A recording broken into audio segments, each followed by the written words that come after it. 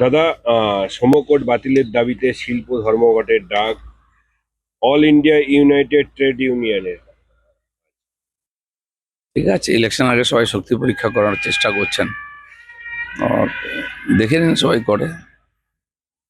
বলছি, আলী ইমরান রামাজ ওরফে ভিক্টরকে সব দলত্যাগীদের ফেরার আহ্বান জানাচ্ছে ফরওয়ার্ড ব্লকের নেতৃত্ব। কংগ্রেসের সঙ্গে জোট হয়নি বলেই কি কংগ্রেস ভাঙার চেষ্টা বামেদের?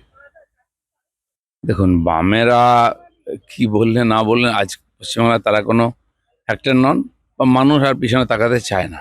এখন অস্তিত্ব রাখার ইলেকশনের আগে একটুখানি ক্যান্ডিডেট দেওয়া, নিজের পতাকাটা দেখানো, এর বেশি কিছু করতে পারবেন না। যেন পশ্চিমবাংলায় মানুষ পরিবর্তন চাইছে না। যারা টেস্টেড আর রিয়েক্টেড হয়ে গেছে তাদের দিকে কেউ তাকাবে না। ভারতীয় জনতা পার্টি এখানে বিকল্প সরকার দিয়ে সুশাসন দিতে পারে, সেটাই একটাই ফ্যাক্টর।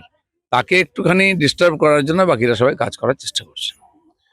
বলছি, বুধবার মানে গতকাল অভিষেক বন্দ্যোপাধ্যায় নির্মলা সীতারামনকে আক্রমণ করেছে এবং বেকুব বলেছে, এবং নির্মলা সীতারামন পাল্টা বলেছে বাংলায় একের পর এক ধর্ষণের ঘটনা টেনে তীব্র আক্রমণ করেছে তৃণমূলকে।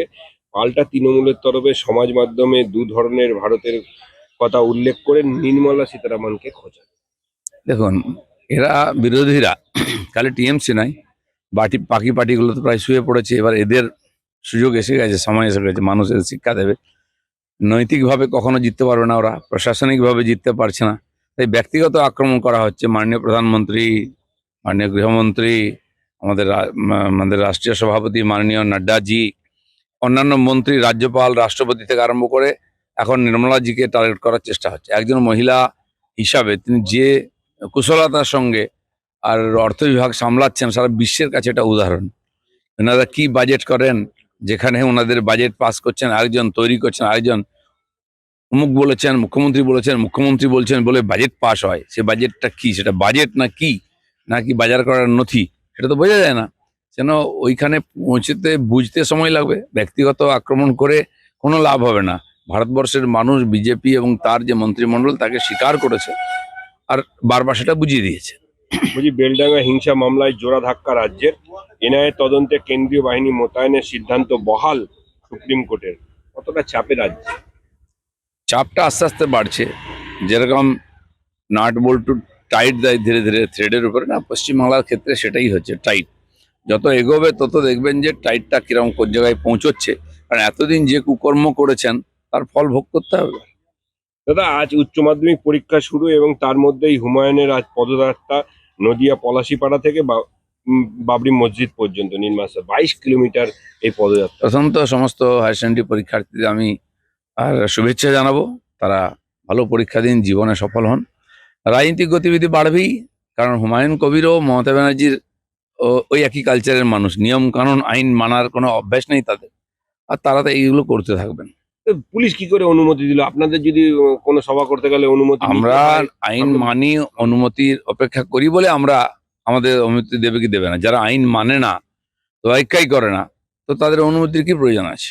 দাদা 7 ও 8 নয়, কম দফায় ভোট করতে চাই কমিশন।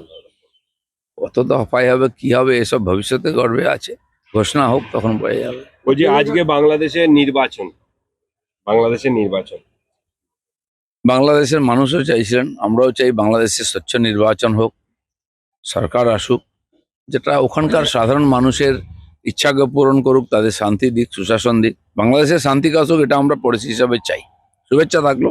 ইতিমধ্যেই যেহেতু 58 লক্ষ ভোটারের নাম বাদ গেছে, তাই কমতে পারে বুথের সংখ্যাও। এবার বেড়ে 94,000 হওয়ার কথা ছিল বুথ সংখ্যা, সেটা কমতে পারে এবং নাম বাদ দেওয়ার কারণেই কমতে পারে। বুথের সংখ্যা কমলে কি সুষ্ঠু নির্বাচন করতে পর্যাপ্ত বাহিনী পাওয়া যাবে? শাসকের এক একটা বিধানসভাতে 60-70 হাজার পর্যন্ত নাম বাদ গেছে, আর এক একটা বুথে 200-250 পর্যন্ত নাম বাদ গেছে।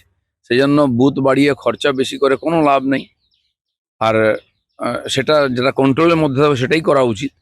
কারণ ভুয়ো ভোটার দিয়েই সরকার জিতে আসছে, সেটা বাদ গেলে অনেকটাই কমে যাবে সমস্যা। কর্মচারীর সমস্যা আছে, পার্টির কাছেও সমস্যা থাকে।